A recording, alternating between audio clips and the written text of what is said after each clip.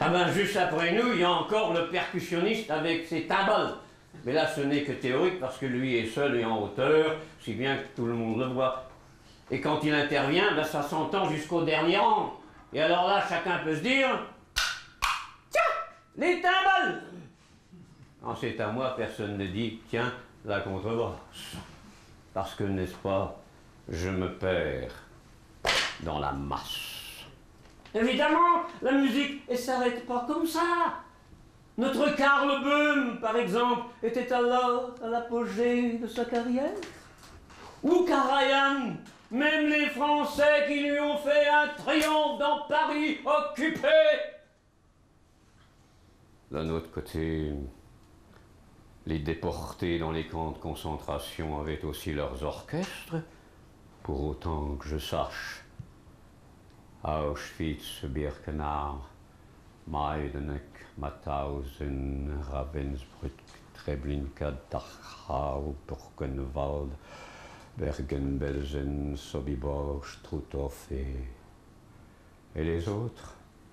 Comme nos prisonniers plus tard allaient avoir les leurs, dans les camps de prisonniers en France ou ailleurs. Parce que la musique est le propre de l'homme, par-delà l'histoire et la politique. La musique est un élément constitutif de l'humanité universelle. Une composante de l'âme humaine et de l'esprit humain. La musique existera toujours et partout, à l'est et à l'ouest, en Afrique du Sud comme en Scandinavie, au Brésil comme au Goulag. Parce que la musique est métaphysique. Vous comprenez ce que je veux dire là, hein? Métaphysique. Donc derrière et au-delà de la simple existence physique. Par-delà le temps, l'histoire et la politique. Au-dessus de riches là, et de pauvres, de vie quoi, et de mort. La musique est éternelle. Vous savez, jamais je ne pourrais tomber amoureux d'une violoncelliste, hein, ni davantage d'une altiste. Non. Non, en tant que contrebassiste, il me faudrait une femme qui représente, voyez-vous, tout l'opposé de moi-même. La légèreté, la musicalité, la beauté, la chance et la gloire. Et il faut qu'elle ait de la poitrine.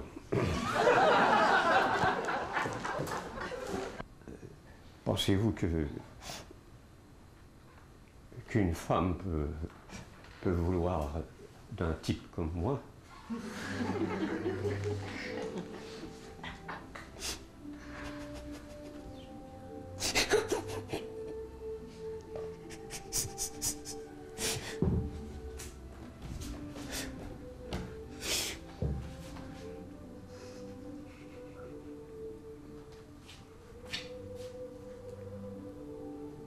Quand on l'entend chanter, on ne la croirait pas capable de choses pareilles. Bien sûr, pour le moment, on ne lui donne que des petits rôles. Dans Aïda, la chanteuse du temple, ou la cousine de Madame Butterfly. Mais quand j'entends comme elle chante, moi je vous le dis franchement, j'en ai le cœur serré. Je ne peux pas mieux dire. Et ensuite, cette fille va dans les restaurants de poissons avec le premier de ces salopards au gros cachet, manger des fruits de mer ou une bouillabaisse, pendant que l'homme qu'il aime est planté là dans cette pièce insonorisée et ne fait que penser à elle, avec rien d'autre entre les bras que cet instrument informe dont il est incapable de sortir la moindre note qu'elle chante.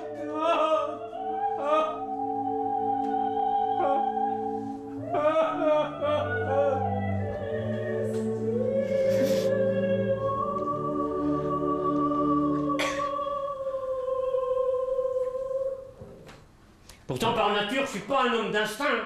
Par nature, je me tiens. C'est seulement quand je réfléchis que l'instinct prend le dessus. Quand je réfléchis, mon imagination m'emporte au grand galop et me flanque par terre. Ah. Je suis membre de l'Orchestre National, autant dire fonctionnaire, donc on ne peut pas me virer. Je dois tant d'heures par semaine, j'ai 5 semaines de congés payés. En cas de maladie, j'ai la sécurité sociale. Je suis assuré d'avoir une retraite. Bref, je suis assuré de tous les côtés. Vous savez, des fois, hein, ça me flanque une trouille terrible, tellement je suis assuré.